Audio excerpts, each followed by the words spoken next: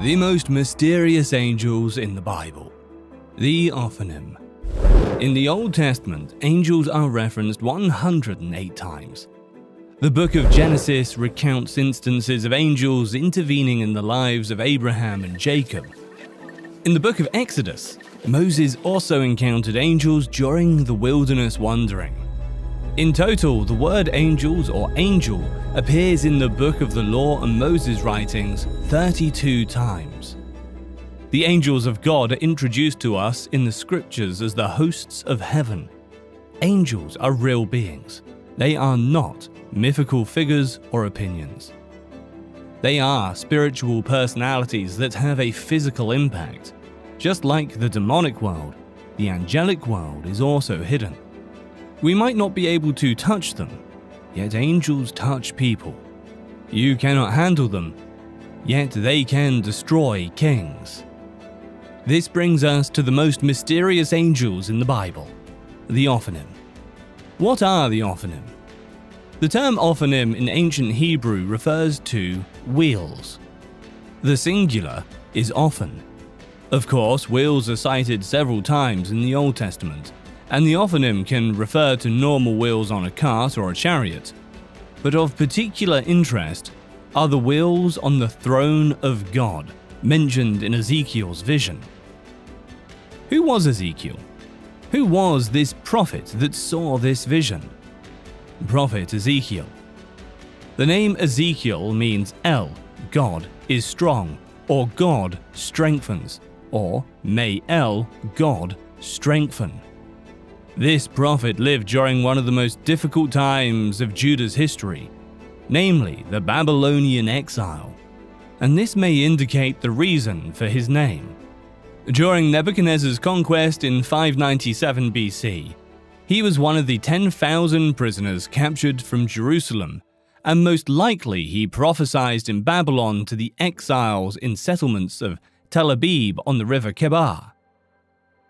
The ministry of Ezekiel was absolutely necessary for the exiles. For those who believed and gave heed to his words, there was life, but for the others, certain judgment. Ezekiel's ministry showed that God was still communicating with them, even during times of harsh judgment. Even though they would be punished, they were not abandoned. Jeremiah preached God's message in Jerusalem, while another voice preached it to the exiles in Babylon so they would be informed about God's plans. Both voices were equally strong. Ezekiel sees the Ophanim. Ezekiel has been in exile when God appeared to him. God used this encounter to start Ezekiel's ministry as a prophet by showing him an astounding vision. It is hard to define the Ophanim depicted in Ezekiel's vision without considering the entirety of the revelation. God chooses to open the heavens in front of Ezekiel's temporal eyes. The description of Ezekiel's inaugural vision is one of the most difficult passages to translate in the whole Old Testament.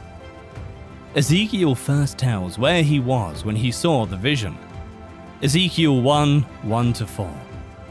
Now it came about in the 13th year on the 5th day of the 4th month, while I was by the river Chebar, among the exiles, the heavens were opened and I saw visions of God. On the 5th of the month, in the 5th year of King Jehoiachin's exile, the word of the Lord came expressly to Ezekiel the priest, son of Buzi, in the land of the Chaldeans by the river Chebar. And there the hand of the Lord came upon him. As I looked, behold, a high wind was coming from the north, a great cloud with fire flashing intermittently, and a bright light around it. And in its midst, something like gleaming metal in the midst of a fire. He tried to put into words something that couldn't be explained clearly. He used similes to describe it, comparing it to other things in order to give an idea of what it was like. We read the phrase, something like gleaming metal in the midst of the fire. Ezekiel notices a foreboding dark cloud of lightning and fire approaching from the north. Within the cloud, there are 4 lighted beings that shine brightly. Although the beings have the appearance of humans, they are not human in any way. Each possesses 4 different faces: 1 human face, 1 lion face, 1 ox face, and 1 eagle face. The prophet doesn't record these creatures by name in Ezekiel 1, where the recounting of his vision begins. But by chapter 10, they're identified as cherubim. Ezekiel 1, 5-7. And within it there were figures resembling 4 living beings, and this was their appearance. They had human form. Each of them had 4 faces and 4 wings. Their legs were straight and their feet were like a calf's hoof, and they sparkled like polished bronze. What Ezekiel saw was real, but he had to describe it with familiar terms. Before witnessing the Ophanim, Ezekiel saw creatures that later identified these creatures as cherubim. The cherubim are a group of celestial beings created by God. They are the first of the angelic hierarchy to appear in the Bible, immediately following Adam and Eve's fall from grace. We don't know Adam's reaction to witnessing those glorious cherubim for the first time in human history. Perhaps awe, fright, and wonder all come to mind. In Exodus 25, Moses was given specific and detailed instructions on how to make several articles of furniture that would be used in the tabernacle. The Ark of the Covenant and the mercy seat, where God promised to meet and commune with Moses, were the first to be detailed. What did God want to go over or on top of the mercy seat? He chose representations of the cherubim in gold. What an awesome sight that must have been. The cherubim associated with the very presence of God. And here Ezekiel sees the cherubim in the presence of God. They constantly glorify God. Though artists have painted cherubim, the plural of cherub, as chubby little angelic-looking creatures, the Bible describes them as attending the throne of God and executing His will. Ezekiel 1, 8-10. Under their wings on their 4 sides were human hands. As for the faces and wings of the 4 of them, their wings touched one another. Their faces did not turn when they moved, each went straight forward. As for the form of their faces, each had a human face. All 4 had the face of a lion on the right and the face of a bull on the left, and all 4 had the face of an eagle. Ezekiel noticed that each living creature had 4 faces. 1 human, possibly representing intelligence, 1 lion representing strength, 1 ox representing servitude, and 1 eagle representing loftiness. They had wings and the willingness to go wherever the Spirit went. The Lord wanted Ezekiel to understand that He is everywhere. Ezekiel may have been in a land of captivity, but he was not alone. God was with him. As believers in God, we can find comfort in the fact that He is always with us no matter where we are or what challenges we are facing. The idea that God is present everywhere gives us peace of mind, knowing that He is always with us. Ezekiel 1, 11-14. Such were their faces. Their wings were spread out above. Each had 2 touching another being, and 2 covering their bodies. And each went straight forward. Wherever the Spirit was about to go, they would go, without turning as they went. In the midst of the living beings, there was something that looked like burning coals of fire, like torches moving among the living beings.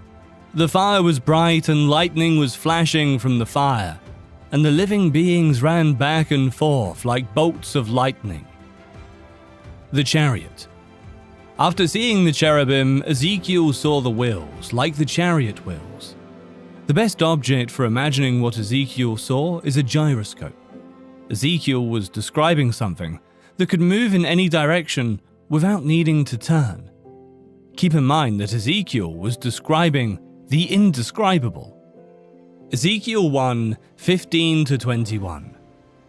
Now as I looked at the living beings, behold, There was one wheel on the ground beside the living beings, for each of the 4 of them. The appearance of the wheels and their workmanship was like sparkling topaz, and all 4 of them had the same form, their appearance and workmanship being as if one wheel were within another. Whenever they moved in any of their 4 directions without turning as they moved. As for their rims, they were high and awesome, and the rims of all 4 of them were covered with eyes all around. Whenever the living beings moved, the wheels moved with them, and whenever the living beings rose from the earth, the wheels rose also. Wherever the spirit was about to go, they would go in that direction, and the wheels rose just as they did, for the spirit of the living beings was in the wheels. Whenever those went, they went, and whenever those stopped, they stopped, and whenever those rose from the earth, the wheels rose just as they did, for the spirit of the living being was in the wheels. Ezekiel continued to describe the constant interaction between the wheels and the cherubim. Wherever the cherubim went, the wheels went. He reported that the Spirit of God manifested in all that was happening. Ezekiel was also seeing God's omniscience. The multiple eyes he saw represented God's complete awareness. He sees and knows everything. This great book begins with a vision. Ezekiel receives a revelation from God of 4 angelic figures. In this vision, God calls the prophet to be his spokesman and watchman to the Hebrew exiles. This vision is first of 4 in the book. Ezekiel describes this first vision in vivid detail.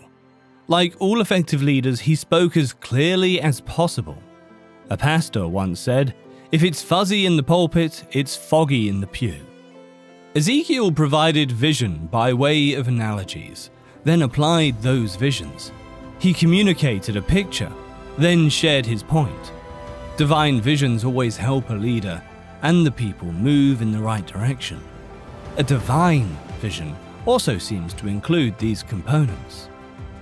The spirit of the living creatures was in the wheels, so that the creatures moved in whatever direction the wheels moved. It was indeed an awesome sight. The huge wheels, the living creatures, the enfolding fire, and the eyes in the rims of the wheels. What an arresting picture of the providence of God, always at work, intricately designing, never wrong and never late. What Ezekiel saw or described in this passage is difficult to visualize in its entirety. It's presumably an image of a magnificent chariot with 4 wheels that's bringing the throne of God. The scene gives the impression of continuous motion and activity, not only on the part of the living beings themselves, but also on the part of God's throne. The sense seems to be that the wheels and their workings could move in any direction, but there was no sense of chaos or disorder in their movements. A popular Bible commentator stated about this, "Like a bull bearing, they could move in any direction without any steering mechanism." Ezekiel 1:22-28. Now over the heads of the living beings there was something like an expanse, like the awesome gleam of crystal, spread out over their heads. Under the expanse their wings were stretched out straight, one toward the other. Each one also had 2 wings covering its body on one side and on the other. And I also heard the sound of their wings, like the sound of abundant waters as they went, like the voice of the Almighty, a sound of a crowd like the sound of an army camp. Whenever they stopped, they let down their wings, and a voice came from above the expanse that was over their heads. Whenever they stood still, they let down their wings. Now above the expanse that was over their heads, there was something resembling a throne, like lapis lazuli in appearance. And on that which resembled a throne high up was a figure with the appearance of a man. Then I noticed from the appearance of his waist and upward, something like gleaming metal that looked like fire all around within it. And from the appearance of his waist and downward I saw something like fire, and there was a radiance around him. Like the appearance of the rainbow in the clouds on a rainy day, so was the appearance of the surrounding radiance. Such was the appearance of the likeness of the glory of the Lord. And when I saw it, I fell on my face and heard a voice speaking. Finally, Ezekiel saw the chamber in heaven and tried to describe the sights and sounds of the creature. Then he noticed a throne, occupied by someone with the appearance of a man. Ezekiel observed that the entity seated on the throne resembled a human, but was more akin to flames than physical matter. Just imagine the glory and the splendor that there was.